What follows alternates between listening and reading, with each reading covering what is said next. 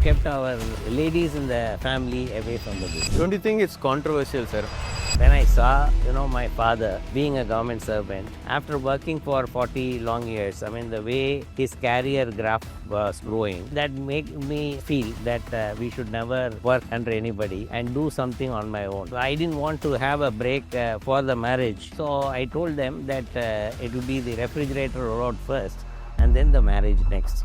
Celebrity endorsements happens only in certain industries. You were the one who started this trend for real estate. How did you get this idea? Tamil Nadu is always have the glamour of the filmdom. The connect between the people who live in Chennai and the film is always there. That is why we narrowed on Madhavan. Madhavan was chocolate hero at the time. So Tamanna was just started it. She was very new to the industries. Together, we engaged them and took our first TV commercial involving both of them, and that worked. A lot of people say after 60 your life becomes dull, and we wanted to prove it wrong. We say life starts here in a regular residential project. We will do a 1-year maintenance after we hand over, whereas Inge, the responsibility starts only after handing over.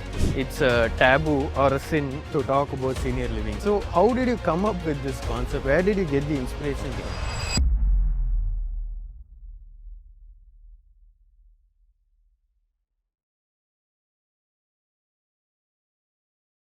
Suresh sir, welcome to our Time Billionaires Club podcast. It's an honor for us to have you, sir. Thank you very much. Thanks for coming to Ziva. It's our pleasure, sir.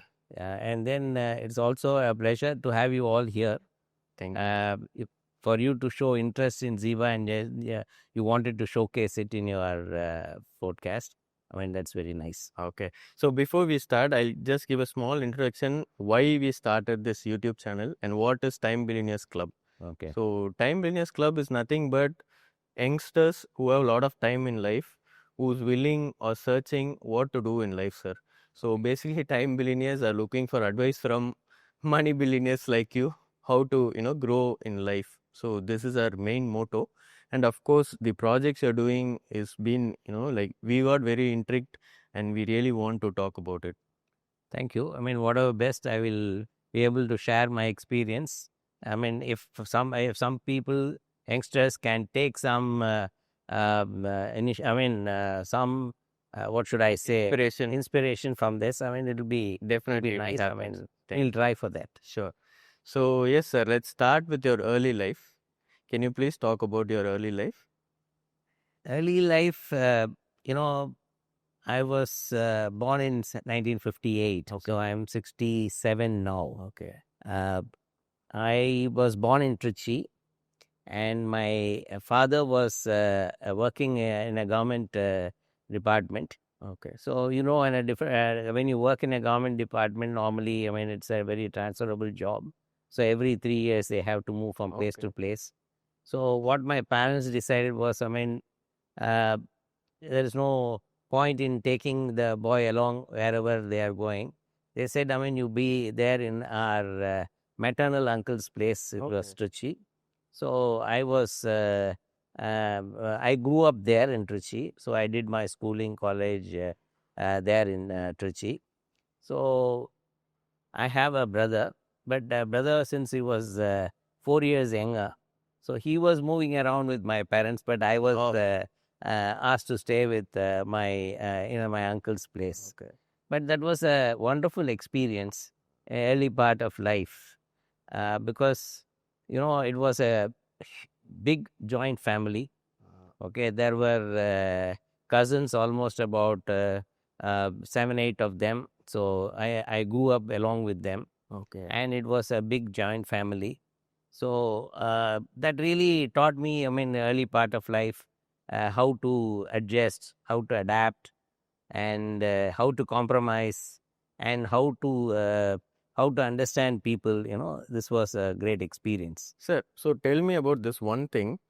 Since your parents are from government background, how was your childhood, sir? Like, were there any financial struggles? Because I don't think so. How we are basically from a middle class family, but we never had any financial struggle or anything. Okay. They were quite okay, and even my maternal uncle, they were all well placed. So Though we were not rich people, but then You were belonged to comfortable. we were very So comfortable. my actual question is going to come now. So what makes you be restless, sir? Because I can understand you're coming from a very good background, but when I see your life journey, you always want to do something next. You are the person who always asks what's next. Okay. So when you wake up from the bed in the morning, what keeps you this? What gives you this motivation, sir? See, early part of life, when I saw, my father being a government servant, after working for 40 long years, I mean, the way his career graph was growing, I mean, that made me feel that we should never work under anybody. And there was always a fire in our belly that, I mean, I have to be on my own and do something on my own. So that was a starting point. So, in fact, when I passed out of engineering college, my father said, "Why don't you do a entrance test in IAS, IRSC, and all that?" But I said, "I will never do that. Okay. I would like to do something on my own."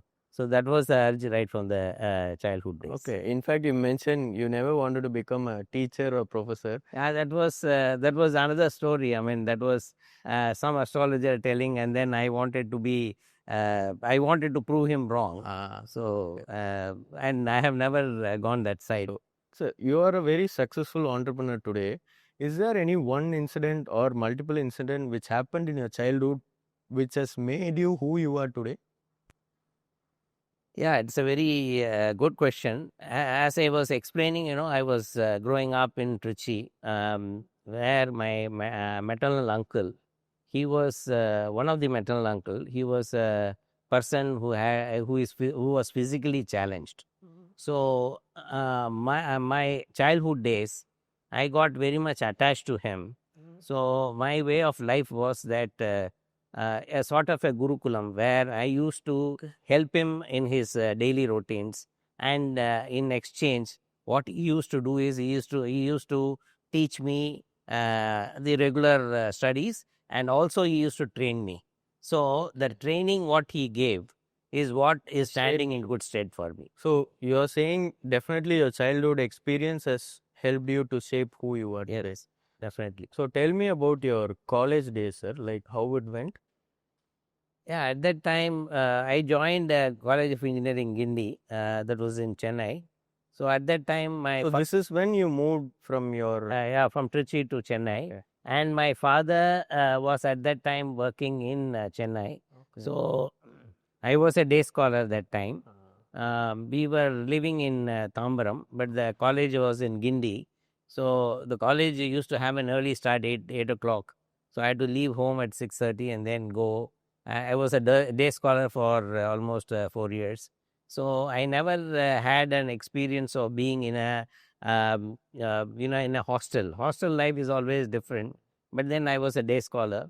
Because I was a day scholar, and then the commuting was taking a lot of time.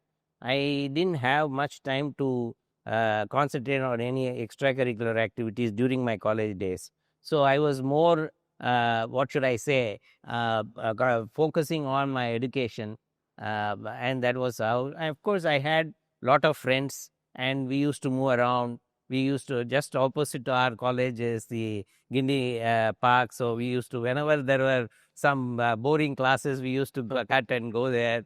And then VGP was very, I mean, I studied in 73, 79. VGP was a distant, far place. We used to go there. We used to spend in the VGP beach and have nice time and come. And then go for movies.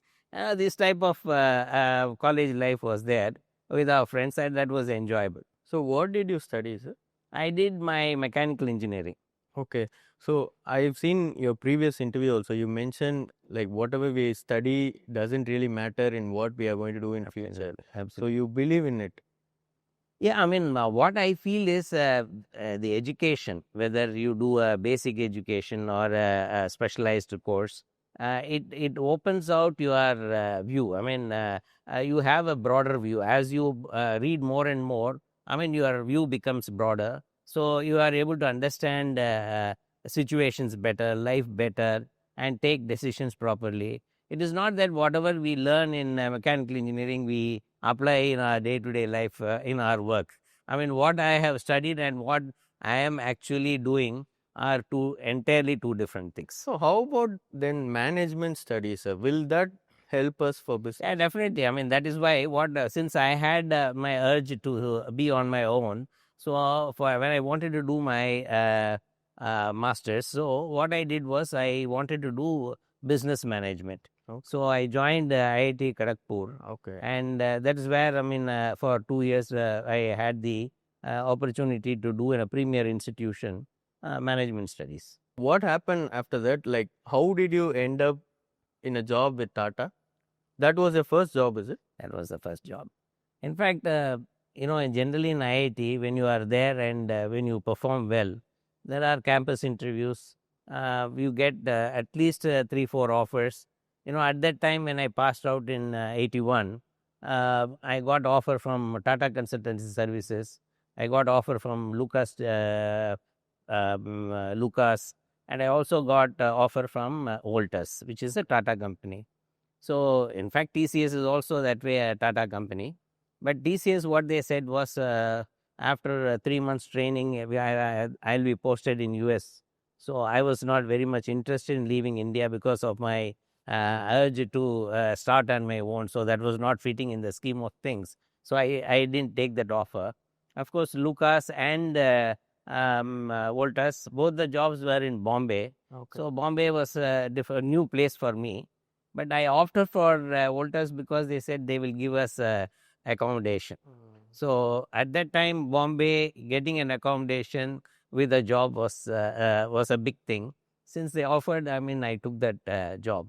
But then that job changed my entire course of my life, is what I would say. Is it like, what was the job about? See, initially I joined in Bombay, as I told you, and I was working in their Thane plant, and I was living there. But one fine day, there was a circular in the company saying that the company is going to set up a state-of-the-art refrigerator plant, and for that they are looking for people who, as part of the project team, and those who are interested, they can opt for it. So it was in a god-forsaken place. Means it was in a place called Varora, which is almost about 100 kilometers south of Nagpur. It is a very sleepy village. So they were planning to put up that factory. So nobody was willing, and I thought, I mean, that would be a nice learning experience. I opted for it, and then I took the challenge and went there. How many years you were in Tata? I was there between 1981 and 86. So for 5 years. Out of that, about 4 years I was in Varora. That was a beautiful experience because what the management said was they set up a team of about 7 people with a different specialization, and they said 18 crores is the budget. The money that is given to you, and this is the land, and this is the place, and in 18 months we want a state-of-the-art refrigerator to roll out of this factory. That was the job given to us. Wow. So you had to build the entire thing, right from sourcing the water, taking a diviner morning at 3 o'clock from Nagpur to that place, divining the place, finding a water, getting the power, finalizing the design, finalizing the civil contract, managing the civil contract. I mean, the entire thing. After that, then you have to design the the manufacturing process. Then whatever is required, the machinery. Then ordering the machinery. Then going to those places. That time, most of these machineries were imported from Germany, Italy. So going there, inspecting and bringing it, assembling, installing it, and then recruiting people, training them, and finally taking the product out. Okay. That was that was at such an early part of life, getting such an experience was amazing. So, sir, when you were involved in this project only, you got engaged. But you said refrigerator first, marriage later. What made you to think that way, sir? See, as a bachelor, I mean, we have committed ourselves that this the product should come out in 18 months. So we are working almost 18 hours a day. So, and there was a D-day fixed for the rollout of the refrigerator.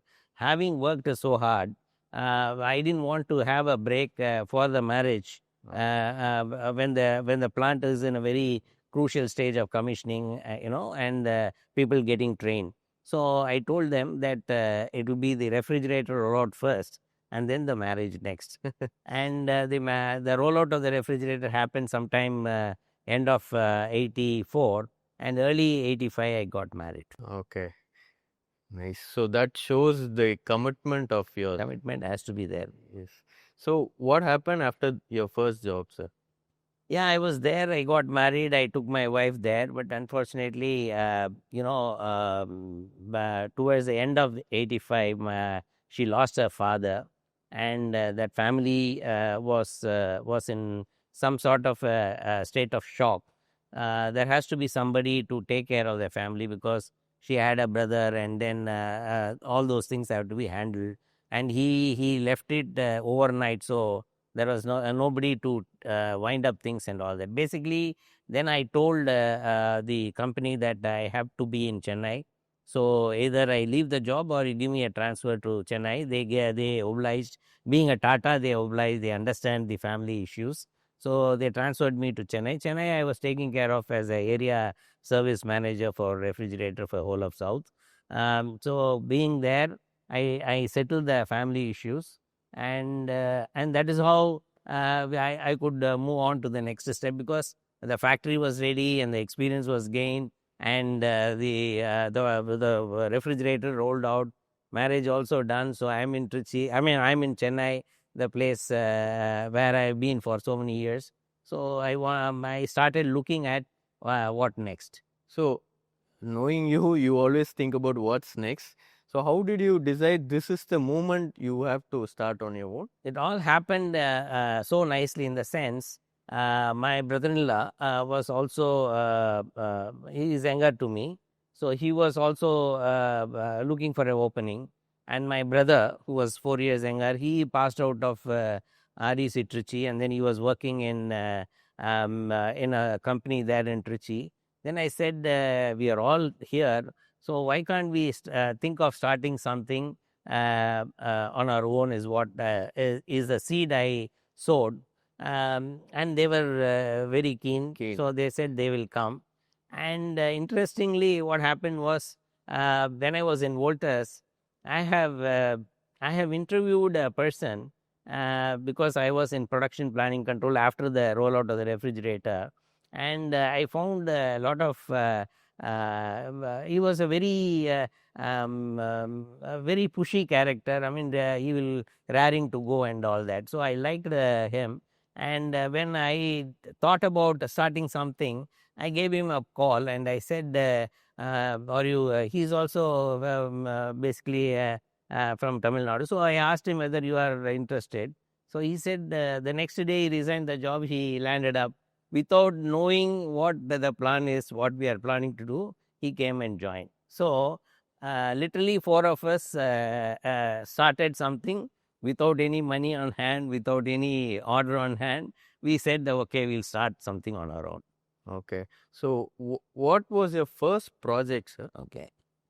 See, before starting the project, I wanted these boys who have just passed out, and at least I had some experience. They didn't have any experience. So I wanted them to try out something. So for a year or so, what I did was, because I was in Voltas, I gave them some service-related jobs of air conditioning, central plant erection, and that sort of a thing. So they were working. They came to know what is a life like this, So that was they were really roughing it out, and it was a learning ground for them. But actual break came, my father-in-law was actually a contractor himself. The interesting part is, when he was alive, I asked him one day, because of my urge, to start something on my own. He was a contractor. I said, why can't I join you and then be a contractor myself? He said, this is such a difficult job. I don't want either my son or my son-in-law to be in this. So I don't want both of you there. So then I left it.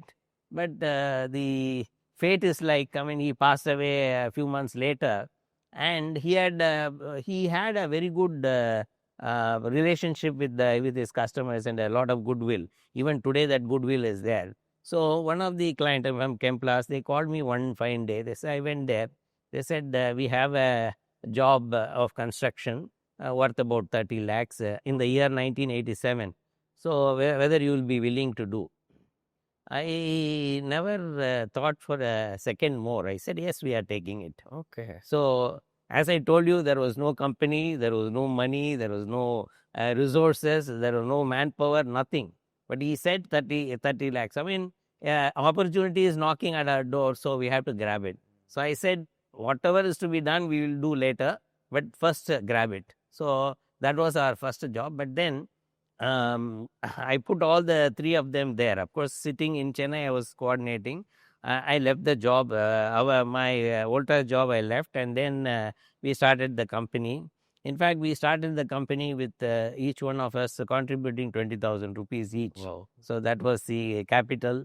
So I asked my father, so I have some savings, so I put my money. So for my brother, at least, why don't you spare this 20,000? He said, no, you not only you are leaving your good job in Voltas, you are, typically, they are risk averse, and you are putting your brother's life also into risk. So I said, fine. So we managed. So everybody contributed, and we started. And the first job itself, we learned. I mean, we learned a lot because it was a civil job, which there was no previous experience for any three of them. But they learned in a very hard way, and from then on, we never looked back. Sir, you being an optimistic person, you're explaining your story as if everything happened so easily. But me being a founder, I know how difficult it is to start a business. That too without money and with only grit and willpower. So how did you actually start, sir? You had any mentors who can, guide? Yeah, definitely. I mean, so my father-in-law, when he was doing his business, he had one partner by name Mr. J.R. Patel. Okay. As a Gujarati. So they were working together. So when I got this opportunity, I went to him. I said, we have got a job like this. So how do we go about it? He said, I'll help you. Then I said, I mean, if you are helping, you should also be part of the business. So I made him also a part of the company. So that is only fair. So we have done that. But he said that I'll be there in the company till you people stabilize. Once you stabilize, I will move out. Oh. So that was what he said. So I consider him as my business guru. So he is basically from Gujarat, not much educated, but then he has he in the business circle is known as a gentleman, and he was a very shrewd businessman also. So regarding I mean, in the early part of night during my Gurukulam, my uncle was my guru, but in the business, I mean, I consider Mr. Patel as my guru. So he guided all of us into the business. I mean, definitely you require a mentor to guide you through when you want to start something. So my next question is, of course, starting a business is difficult, and having a partner as a friend also is difficult. But how do you manage a business with all family members, sir? See, the person at the top, okay, if he is very balanced, very fair, and then takes care of everybody's interest without having any selfish interest, I mean, then it works. Of course, I mean, we have to balance it between the partner as well as a partner on one side and as a brother or brother-in-law, as we have to balance it. So what one good thing which we have done is we have said we will when we are in the house, we will not talk about the business. We will be as brothers and brother-in-law and whatever. Okay. But when it comes to the office, when we sit there, we sit not as brothers and brother-in-laws. We sit as partners. There, whatever is the thing, we look at it and approach it in a very professional way. Okay. This way we have been managing it. And another small clue is we have kept our the ladies in the family away from the business. Okay. So that's a very good insight and advice, sir. So you're trying to say, if there are family members involved in the business, you should always maintain a fine line. Yeah. Family should be separate and Correct. business should be separate. Exactly. That's great. Sir, coming back to your second advice, how to run a family business, like it's actually very new and fascinating for me, that keeping the family women away from business. Don't you think it's controversial, sir? How to take this? See, ladies are quite capable. They can handle business on their own. So suppose if I take my wife and if she wants to do something on her own, definitely she may do even much better than what I am capable of doing. So I am not undermining that at all. All that I am saying is, when you run a family business, in the family business involving them in the business matter is a thing which, as a initial decision itself, we have taken and we have followed it. I mean, I am not undermining the ability of the ladies. Ladies are today much better, and they are excelling in every field. So I'm not coming from there. I hope I am clarifying that. Understood. So you're trying to say, like, you've given clear roles and responsibility for your family members. Correct, exactly. Like, for example, my wife is a excellent singer. So I have been helping her in her music and promoting her musical journey, that part of it. As a husband, I have been supporting her in a big way. So and she has been excelling in that area. That is an area of her interest. Today, you go and ask her which are the projects we are doing. Maybe she may not be able to say even. Nice. So what happened after Arun Fabricators, sir? Like, I can understand you have different portfolios. So what happened after Arun Fabricators? See, in 1987, I told you, we got the job, first job, we did it, and we were with our mentor, Mr. Patel. And the first time, there was a tender which came in Indian Oil to construct a storage tank, petroleum storage tank in Salem. So we bid for that job. We were not having previous experience, but bid for that job, and we were successful. We got the job, and that is how we got our first job from Indian Oil. So that was the mechanical job. First job is a civil job. Second job is a mechanical job.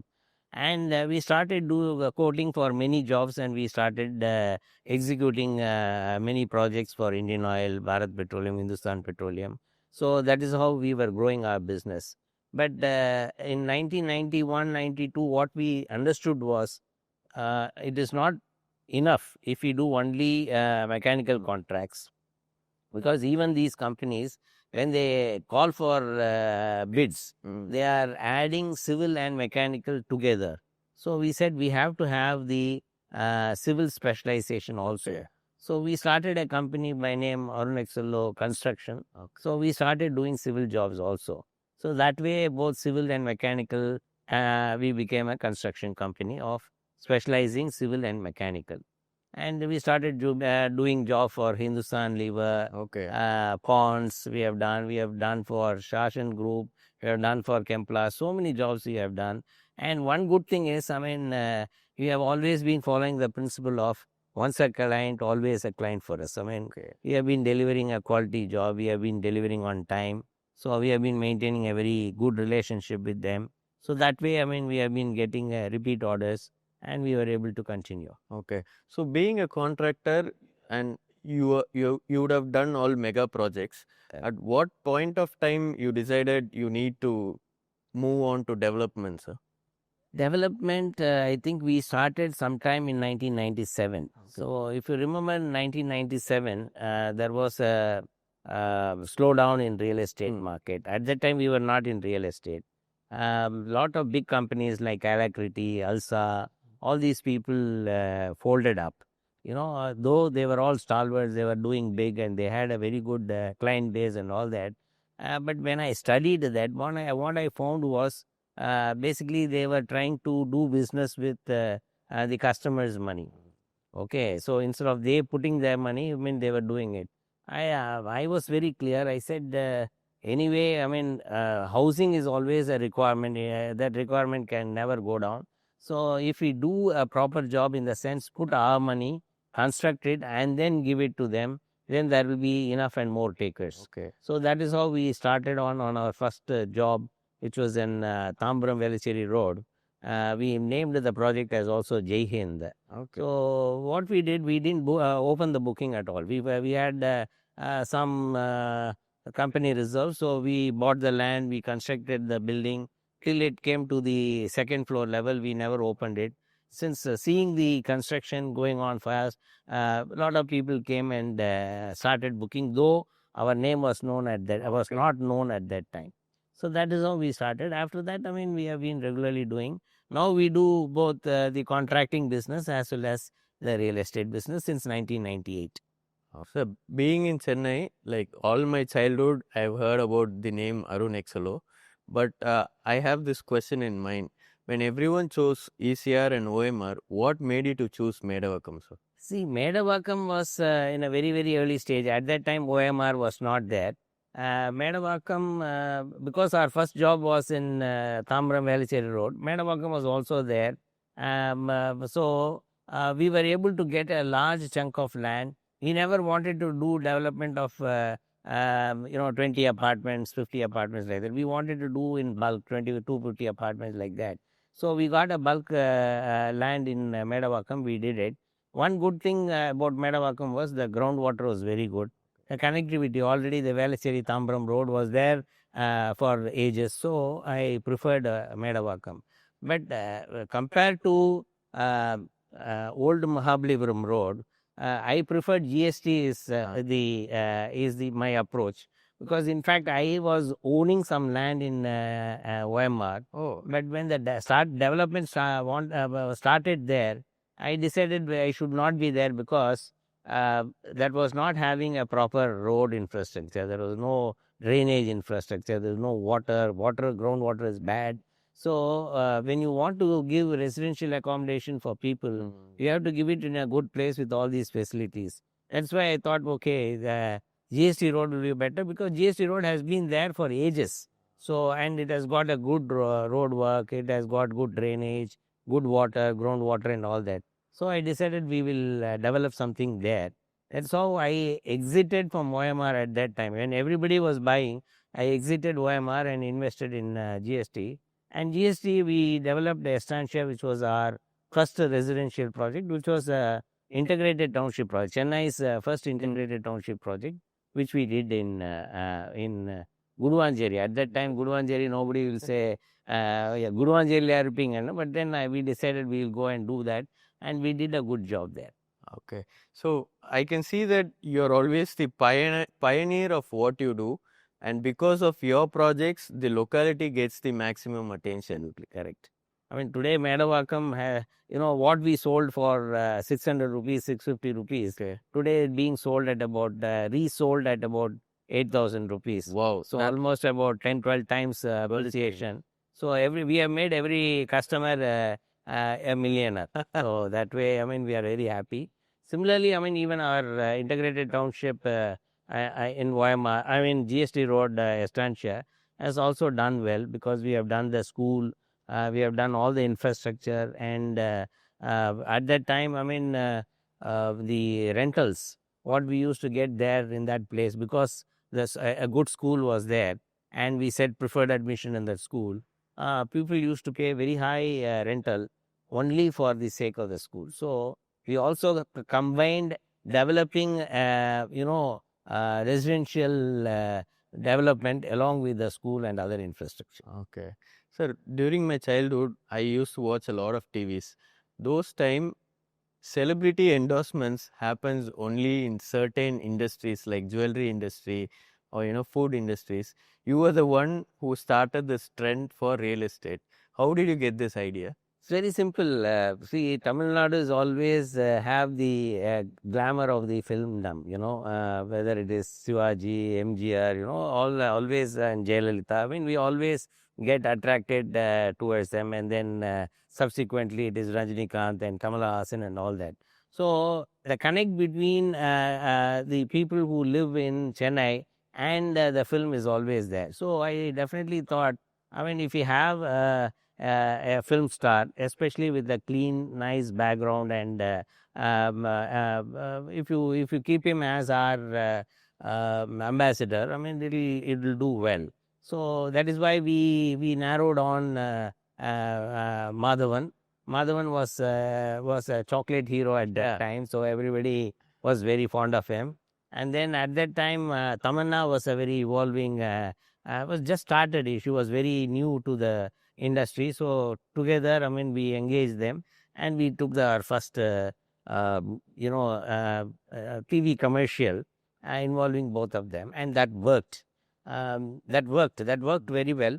In fact, that worked so well that almost for 12 years, we continued to have Madhavan as our brand ambassador. Sir, almost more than 25 years, 25 projects, 2,500 houses, 250,000 square feet, of constructed area.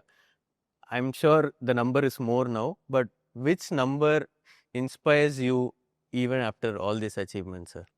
At one point in time, that is in 2010, what we decided was this is a time we have to give back something to the society. So what we said was, okay, we have been doing integrated township and things like that. Rather than doing that, let us do housing and affordable housing for people who are first-time home buyers and people who have not been able to own home. For example, you take a fruit vendor, you take an auto chauffeur, you take a Uber driver. I mean, can they ever think of owning a house? No. He said, I mean, we have to offer something for these people and make the first-time homeowners a proud owners of these houses. That is how we started in 2010. And till today, we are continuing with that, and we are doing affordable homes. Of course, affordable homes cannot be developed in the central part of Chennai. We are doing it in the outskirts, which are well connected and either by rail or by road. So those projects are well received. In fact, our first project was what we did was in Mahabalipuram. The project was 2-bedroom, which we sold at 7 lakhs of rupees. So 240 apartments were there. It got absorbed in one day. No advertisement. Single day. Single day. 240 apartments sold.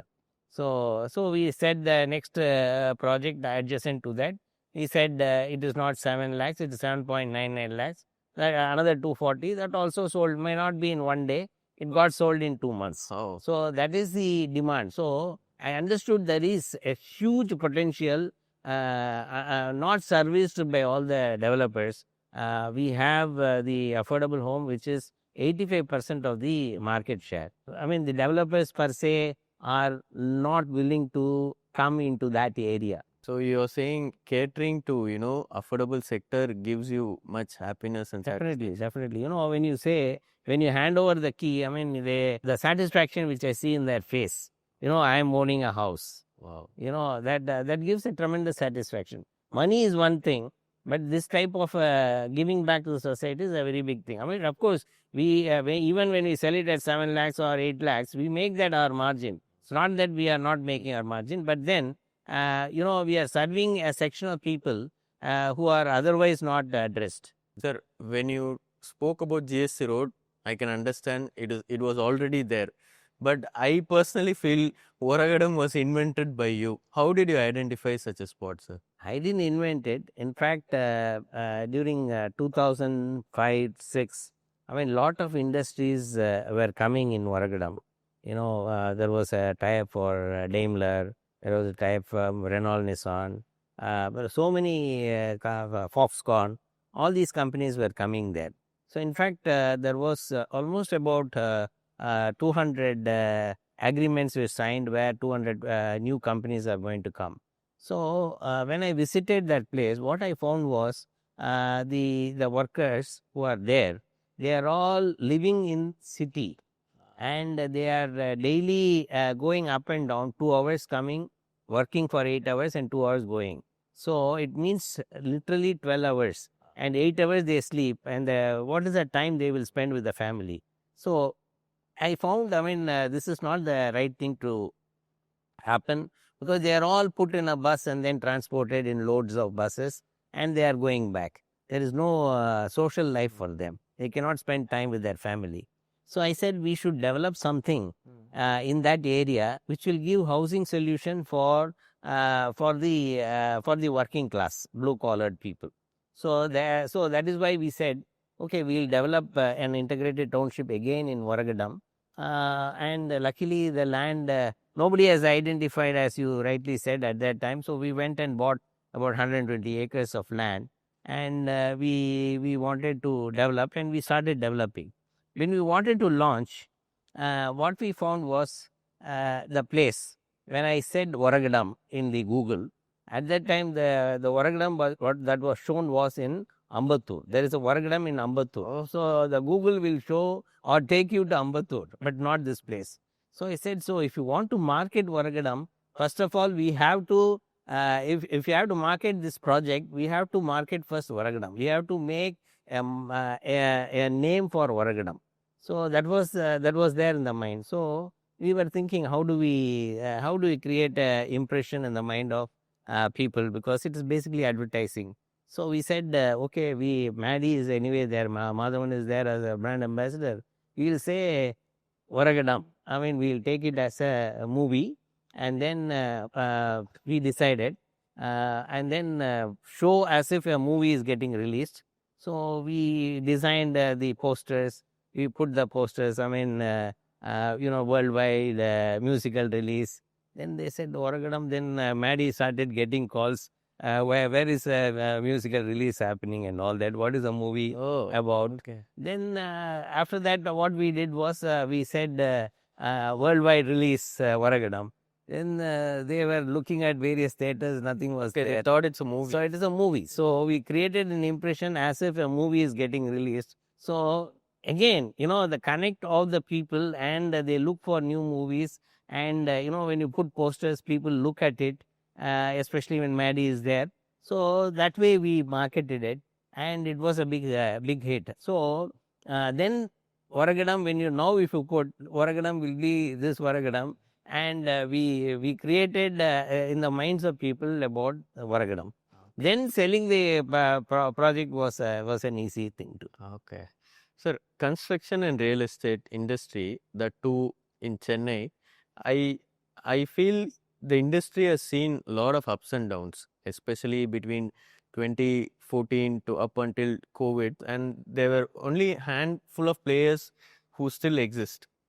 Like, what would be your advice for youngsters who want to come into this field, sir? What is the future of this field? See, as I told you earlier, the housing requirement will remain.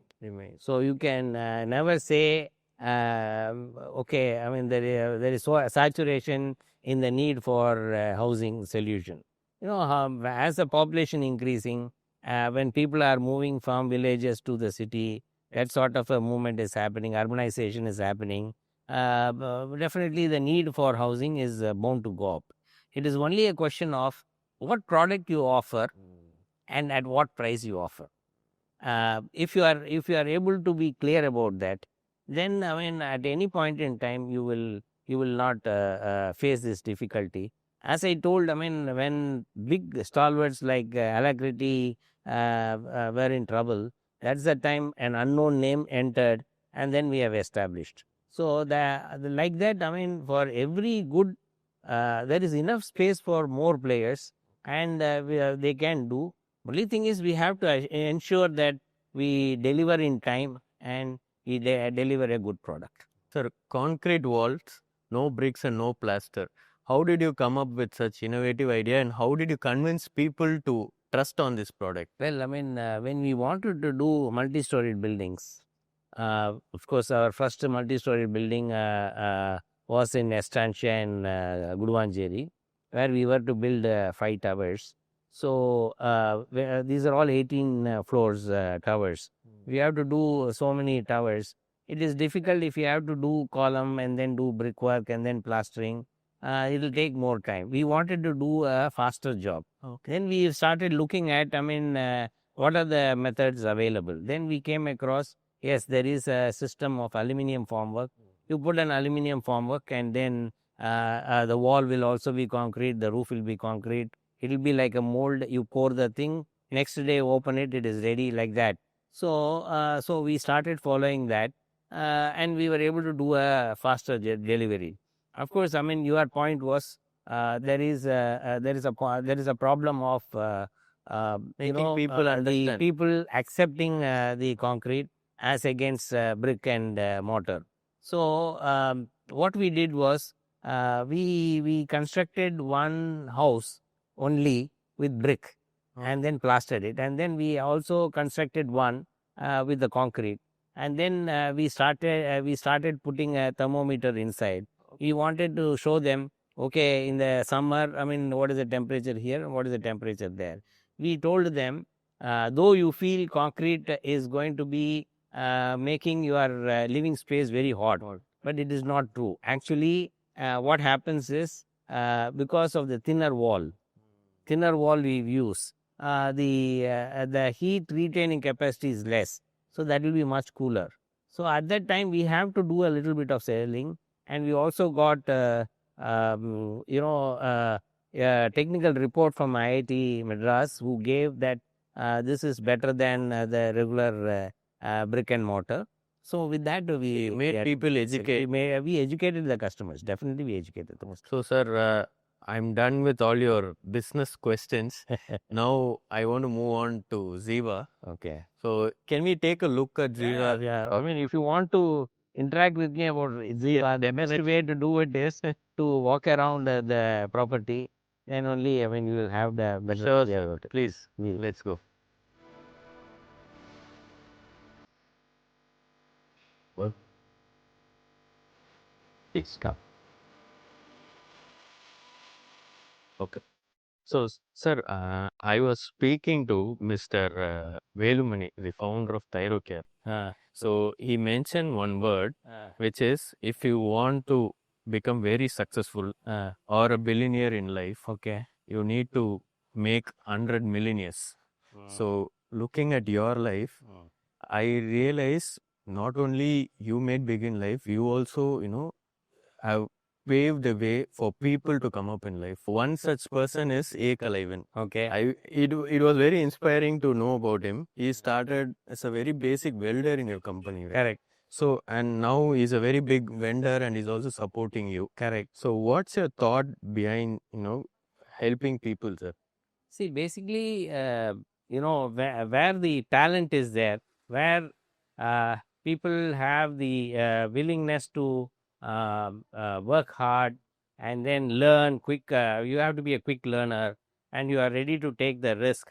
So when all these things are there, then we have to definitely motivate such people. So that is one thing, I mean, which I found in Ekaravan. So we spotted that ability in him very early, and then from being a welder, I mean, he joined our company as a staff.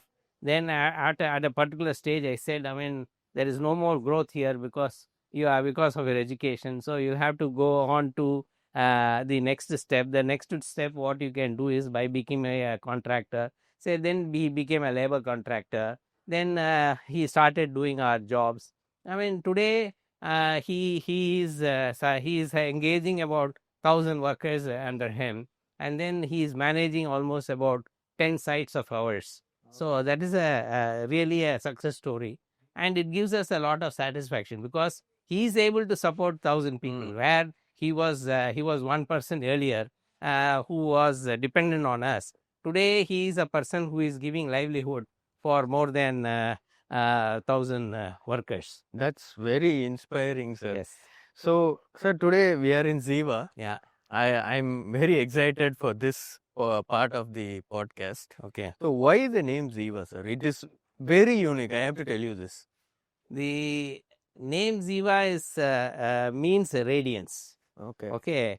When we talk about people in their, senior people to come and live here, I mean, what they look for is, a lot of people say after 60, I mean, you retire, I mean, your life becomes dull and all that. we wanted to prove it wrong. We say life starts here. When you come here, your life is full of energy. You will see, I mean, as we walk along, we will see a lot of happy faces here. People are very, there is no sense of any sorrowness here. I mean, loneliness here. They are all fully engaged, very active, So that is a thing. I mean, this is exactly what I wanted to give. So the name itself should give that impression. So radiance is Ziva. And incidentally, Dhoni's daughter's name is also Ziva. Yeah, nice. Sir, the place where I'm coming from, at Okay. least the usual Indian background, Okay. it's a taboo or a sin to talk about senior living. Okay. It's Okay. always like. I understand. So, how did you come up with this concept, sir? Where did you get the inspiration Okay. from? See, I told you initially that I my earlier during childhood days I was living in Yes. Kochi. So my mother's sister, elder sister, she was there, and she had one daughter. Okay, and she got married, and then the husband was in USA, and she also went there. So after the demise of her husband, that is my aunt's husband, I mean, she became uh, alone, and then she was living in a house all by herself. And I found at the age of 85, 85, she used to manage the house on her own, and then she used to cook and all that. So we found it to be very, very disturbing. I said, I mean, this type of people, many people are there. When we move with people, we come to know that many such people, I mean, their children have got educated, they got a better offer elsewhere, so they have moved out. So uh, we told our aunt, okay, you don't live there, you come. And in fact, my second son suggested, you have to come and live with us. So he brought brought her to Chennai, and we are living with her today. Okay. Today she is 98 years of age. Wow. Okay. So when we started giving this sort of a treatment to elders, in addition to our parents with whom we live, and she is also there, when we are supporting, when we are able to, there are many such people in the society who need this sort of setup. So we said, okay, we'll start some project like that. That was the idea that came in our mind in 2015, 2016. Okay. We started looking for a land. We got this land. It's a beautiful land. It's a very lush and green. Yes, I mean, it's a resort. I mean, you cannot say that. You cannot say that it is a senior living place. So we bought this land. We are lucky. We have 150 acres of lake nearby, and the water is good. The air is very clean. So we said, okay, we will develop it here. Though Mahabalipuram is slightly away from the city, but still you can reach it in about hour and a half. Yes. So we said we will develop this. Initial phase when we launched it, people said, "Oh, it is far away, we cannot come," and all that. But COVID came and helped us. In the sense that just before COVID, we commissioned the first phase. There were 40 people living, and the whole place was totally kept away from outside people.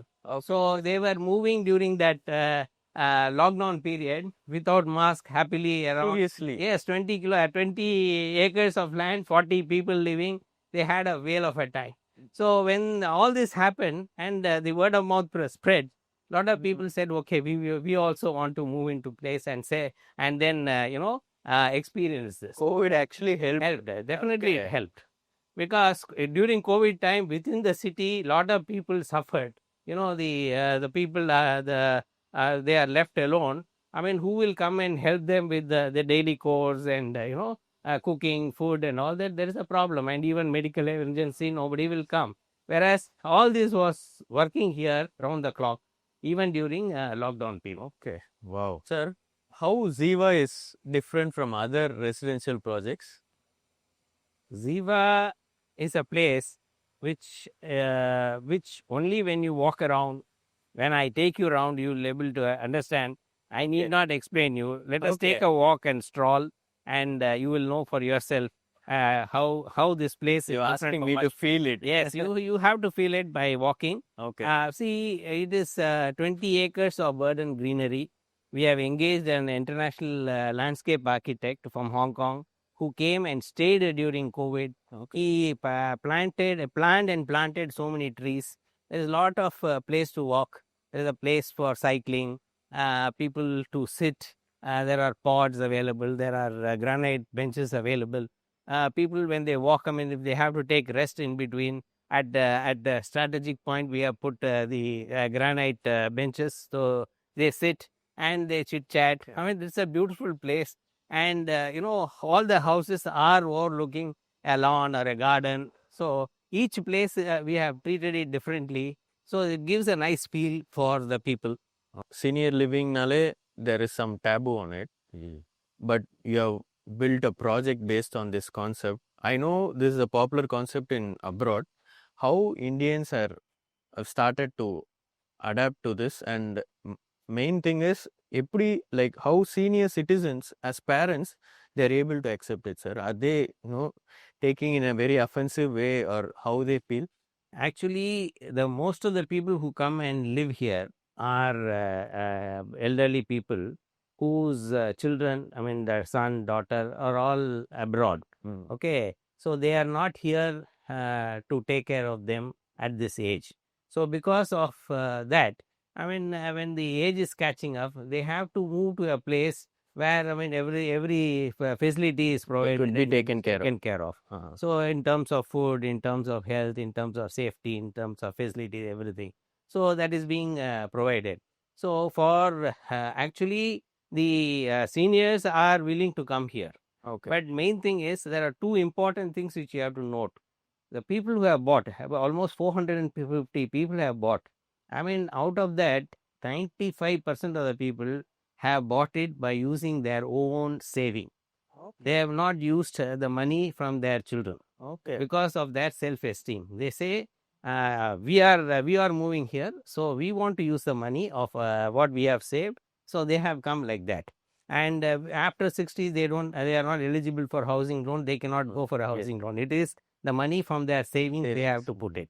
That is number one. Number two, even though they are funding it, they are careful in not hurting the feelings of their children. So what they do is, once they come, they see, they like the place, they have a discussion with their children. I mean, can I move to this place? Whether it will affect you socially, whether you have any objection to it, or can we move? So this way they ask for their permission. Then they say, we will also see this. So we show them the video.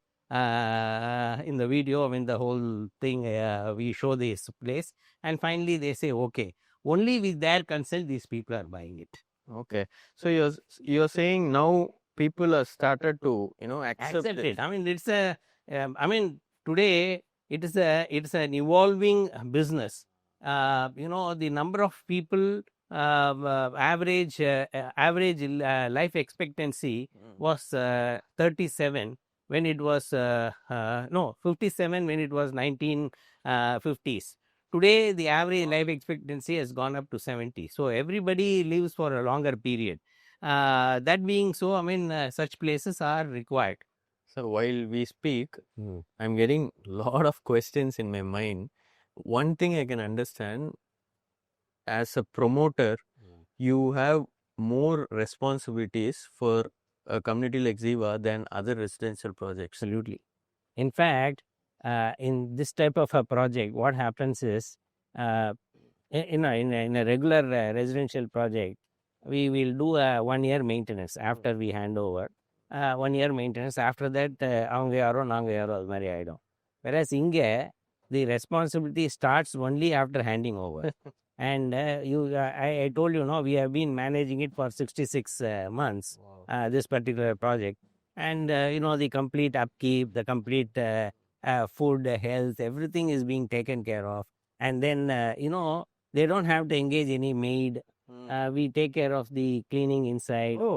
We do the daily, I mean, once in a week, I mean, we do deep cleaning. So they don't have to do anything. They don't have to do anything. So that is a plus point. So and you will not see too much of cars also, because they don't require a car. If they require a car to go to the city, I mean, we always Inside, they can just take a they walk. can walk. But then when they want to go to the city, I mean, there is a concierge service. They say, I mean, we immediately get a car, and they will go by car and come back. I mean, why they should have a car, maintain it, and engage a driver? So driver is not required, maid is not required, because everything is taken care of. So you build a system where they just have to come. They have to come, enjoy life. That's all. That's actually that's a pretty huge commitment for you, sir. Absolutely, absolutely. In fact, I didn't tell you, when we started this project, first thing what I did was, the first generation is getting older by the day. I am 67. I told you. The second generation also should be interested in doing it. Yes. Continuity has to be there. It is not that we do it for 10 years and say thank you very much. So I called the second generation, four of them, and I said, will you be showing interest? Will you be doing it? They said, yes, we are also interested. We'll continue to do it. As long as you can manage it, you please manage it, then we will chip in. So they are also equally interested. So this system will continue. That is what is more important. So, sir, I have this question now. You said the eligibility criteria here is above 55 years old. Okay. Let's assume a couple is moving inside your community. Okay. What happens if one of them passes away, sir? Like how the life of the other one continues? One of the big plus point of moving into a Ziva community is that, when you live in a place like even Besant Nagar, Adayar, they live in an apartment. They will not know their neighbors. They will not know anything, And suddenly one fine day, I mean, husband and wife is there. I mean, husband passes away. Wife will not know what to do. Okay. I mean, whom to contact, because the children are overseas, how to go about things. I mean, they will not know. Whereas here, everything is taken care of. Means, in case there is there's an unfortunate event of somebody passing away, and the doctor is here, so he gives a certificate, so that you don't have to run for the certificate, which is the most difficult thing today. And then we also immediately inform their children, and we find out when they will come. They will say, I mean, okay, it might take a couple of days, because for them they have to buy a plan for the ticket, trip, and come. It will take 2 days. So during that time, immediately we move the body to the mortuary in the Chettinad hospital. So that is being done automatically. So when the children come, and then we fix a time, and at that time, from the mortuary, the body is brought, and then we in the meantime we ask, I mean, what sort of ritual you would like to do? What is your belief and trust? So based on their trust, belief, and their religious custom, we arrange prohils, we arrange all the final rites. Everything is arranged, so they don't have to worry about anything. Everything is taken care of. So that is done. So all the residents here, they come and pay their last respect, and then hearse van is arranged. So the body is taken to the crematorium. In fact, we have arrangement in Besant Nagar crematorium. So the body is taken there.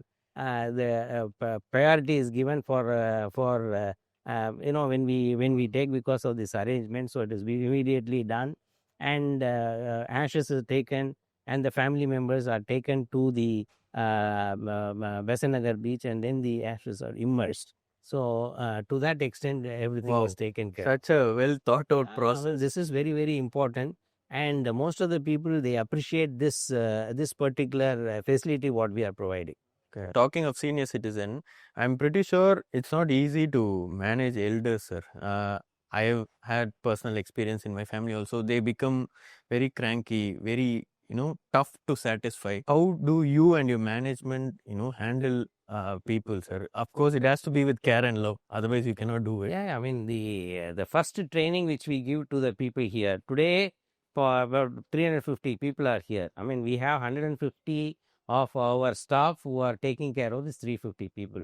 You see the ratio. Okay. So that ratio is important. So for anything and everything, there is somebody to take care, reply, give them comfort and all that. So complaints will be there. I mean, that goes without saying, but everywhere it will be there. Even extras can also complain. They can complain more than these people. But that is not the point. What is important is we have to understand the requirement. today when we started, we were giving various food was a major thing. In the sense, food taste wise is good, but then they say variety. Okay. Today morning, suppose we, for example, I mean, suppose we put upma. Upma, most of the people don't like. But we cannot go without upma. Upma, some people like, so we have to. So they say, oh, upma, I cannot have. So what happens on that day? So what we did was, we said, idli. Idli is a very staple thing. So we said we'll have idli on all days. Okay. Okay. So this is a way of You how take you the manage feedback and manage it. Okay. And so a number of North Indians have also, I mean, North Indians in the sense people who are living in Bombay, Delhi, they have to, but basically from Chennai, they have come. But over 30 years, they have been having chapati. So say we have to have chapati. Okay, for lunch, we started providing chapati. So that way also we are satisfied. So these are the things we have to keep on interacting with them and address all their needs. Then they are very happy. Sir, I saw a few foreigners also living inside, sir. Like, are there foreigners inside? Uh, Actually, foreigners are not here. Okay. The foreigner whom you have seen might be maybe a son-in-law Okay. of a person who has moved in. Because I mean, now it is a global world. I mean, everybody is marrying different people from different section of society. So one of the gentlemen might be from US. I have not also met him, but I did see him. I mean, one foreigner was there, but there are no foreigners here. Okay. What are the facilities available inside this community? You name a facility, it is there. We have a 30,000 square feet clubhouse which we have constructed on the ground floor. Okay. We have Wow. a state of the art 5-star kitchen. We have, I mean, the kitchen is IS 22,000 rated. Maybe one of the very few, senior living facility which is having this IS 22,000 rating, which shows, I mean, the quality of whatever we use in the process, the food, the ingredients, everything has to meet that specification. I also read somewhere you also have like produce your own milk. You have a cattle farming here. Yeah. We have a Goshala. We have about 150 desi cows, only desi varieties. We get A2 milk. A2 milk is much better than your Aussie. Very rare, right? Very rare. I mean, and Aussie milk will cost 50 rupees. The A2 milk is 120 rupees. You and I, we don't get it.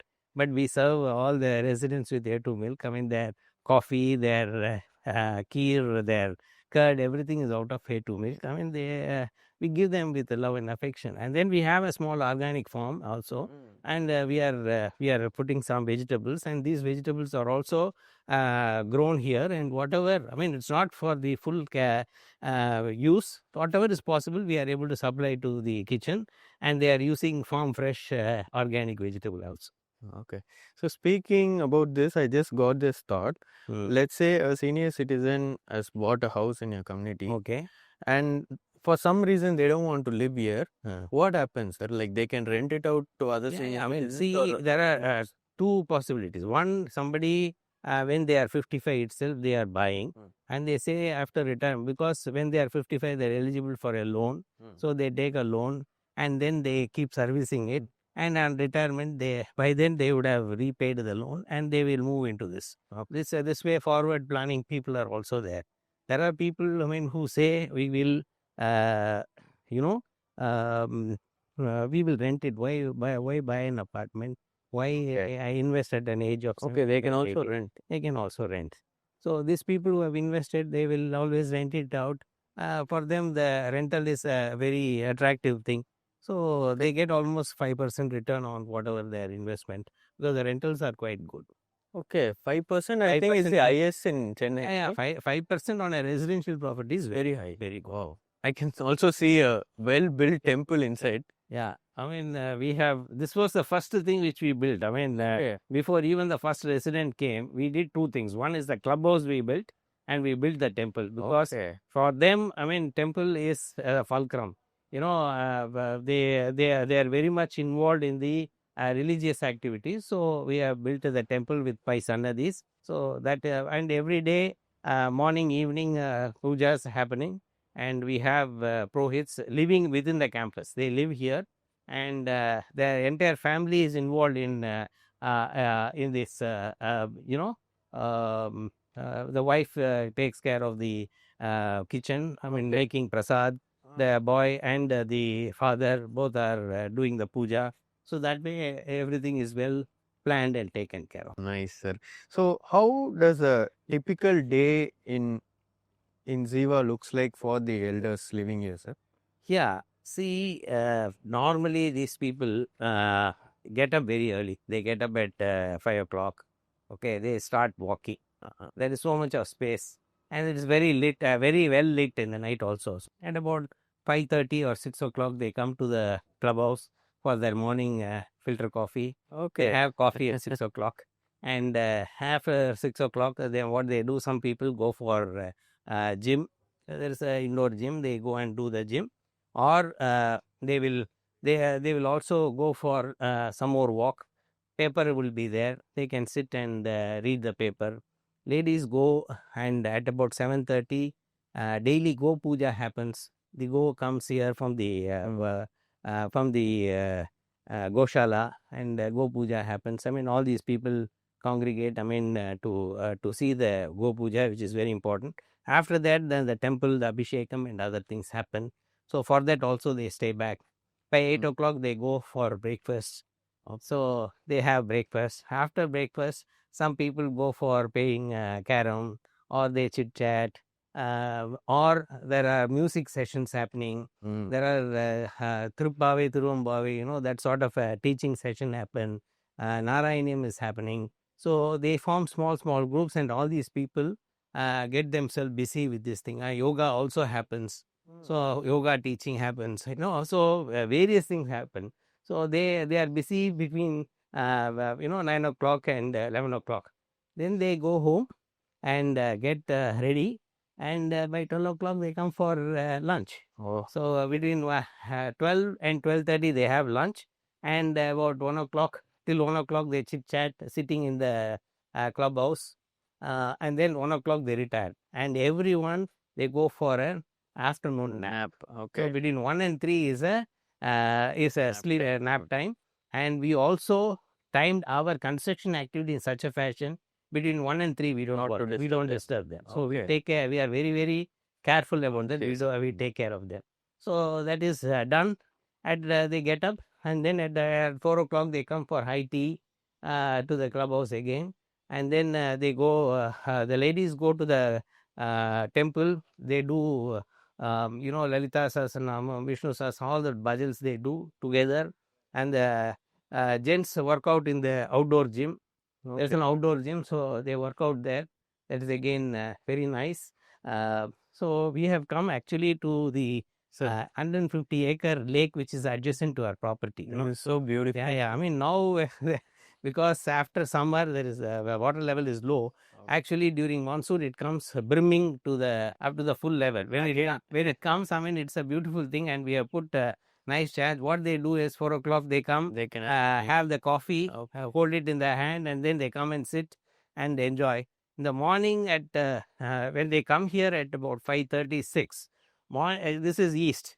So the morning sunrise happens. When the sunrise happens, I mean, they see, and all these bushes, there are thousands of birds. They come, different type of birds come. I mean, water bird, and the birds which are very unusual. They come and they do bird watching. The chirping of the bird is very nice. I mean, this is again therapeutic. I mean, they like all that. living with the nature. Living with the nature, and there is nobody to disturb, and I mean, you cannot see anybody around. I mean, it's only pure nature. Sir, like I said, this looks very surreal. No one will believe they are actually Chennai. Sir, this place is so beautiful even on summers. I'm just imagining how it will be on winters. Yeah, during rainy season, I mean, it's a 150-acre lake, which is just adjacent to our property. We are sitting on the lake bund, actually. We have just developed it for the residents to come and enjoy their evening, and even in the morning. Morning, I mean, you see the sun rising. I mean, they take fabulous pictures of that sun, and lot of birds coming, I mean, to the lake, to the water body, or to the bush. I mean, the chirping of the birds is really very mesmerizing. So a lot of people enjoy this place, And during monsoon, I mean, the entire lake will be full up to the brim. Even during heavy rain, we don't get flooded. I mean, this is a very safe place that way. I mean, we are really blessed, I mean, to have a place like this, with 150 acres of lake adjacent. And then because of this lake being there, for our our wells, we have 3 large wells. The well is always full of water, and we never have any problem for water. And the quality of water is also very good. Okay, nice. Sir, so I wanted to ask few more questions before we end this podcast. Okay. So one important question is Pradhan Mantri Awas Yojana award. Okay. How did you feel when you received it, sir? See, Pradhan Mantri Awas Yojana was launched sometime in 2016-17 by central government. The idea of that is to help the affordable segment people, first-time home buyers. So that was tailor-made, and exactly we were fitting into that because we are doing affordable homes. In fact, we have done till now about 5,500 affordable homes till now. Wow. Out of 5,500, at that point in time, between 2017 and 2022, this Pradhan Mantri Awas Yojana scheme 1 got over. At that time, the government was giving 2.76 lakhs. And, our own customers, about 1,500 of them got benefited because of this. The idea is, I mean, when they get this 2.76 lakhs, I mean, it bridges the gap between the rental what they pay and the EMI what they have to pay. I mean, so when that is bridged, then it became more affordable for all these people. So more and more people bought it. It was an excellent scheme. And we had many projects which we have done under the Pradhan Mantri Awas Yojana. And we also, I mean, the central government said we will select few projects, I mean, which are for Pradhan Mantri Awas Yojana. We filed for 2-3 projects of ours. 2 projects got selected, and from the housing development minister in Delhi, we received the award. I mean, that is definitely a feather on our cap, because we have started the affordable home construction way before that, and the government later on followed it up, and then they also recognized that it's a big thing for us. Great, sir. And one more question I want to ask. Today, youngsters, they want quick success, sir. What would your advice be about your 40-year-long journey? See, to be successful, success will come only with hard work. I mean, if you want to do a vertical growth, that is always dangerous. We have seen so many people growing vertically and then they failing miserably, So a step by step, steady, planned progress is always better and a sure way to success than doing a very hurried thing. And you have to be transparent in your approach. You have to be fair to the customer, and you have to have the quality of mind in the back of your mind. You have to deliver quality. If these traits are inbuilt into the business thing. And one more thing which we have done in our company, we have 530 staff working with us. We have developed something sort of a family, like it is a family run business. We have a family culture running in the business also. I mean, if there is a marriage in their family, we are part of it. If there is any setback in terms of operation or any their children education, we always chip in, and then we try to help them, because we consider all of them as part of the part of our family. So that's the culture we are trying to do. So many times people come and join us, and either they stay for long years, 20 years, 25 years, but some people, they come and they say, oh, this setup is not suitable for us, because they say we have to be in a professional environment. Professional environment, fine, but a touch of personal touch is very important, is what Humanity is also very important. So, Suresh sir, we are almost nearing to the end of this podcast. To be very honest, I should say this, sir. For me, Ziva project doesn't look only as a business project, sir. I feel it goes beyond that. And of course, I mean, like of course இது வந்து எப்படின்னாக்கா நீங்கள் பார்த்தீங்கன்னாக்கா ஒரு real estate ப்ராஜெக்டாக இதை பார்க்க முடியாது. I mean we construct an apartment, we construct a villa, we sell it. அதோட எங்களோட ரிலேஷன்ஷிப் அவங்களோட முடியாது. அப்போ தான் ரிலேஷன்ஷிப்பே ஆரம்பிக்கிறது. இங்கே வந்ததுக்கப்புறம் we are totally responsible. We are responsible for their health, their safety, their food, their facility எல்லாமே everything is taken care of. இது and 24/7 the resident manager lives here. So at the press of a button, he is there. There are so many medical emergencies that have happened in the middle of the night. He has gone, he has moved the paramedics, attended, immediately moved them to the Chettinad hospital in less than 25 minutes. And many lives have been saved because of the timely action. Okay. So these are part of the service, and we feel very happy. So whenever I come here, I mean, I see happy faces. That gives an immense satisfaction. You may earn thousands of dollars, but then I mean This the gives satisfaction meaning to your life.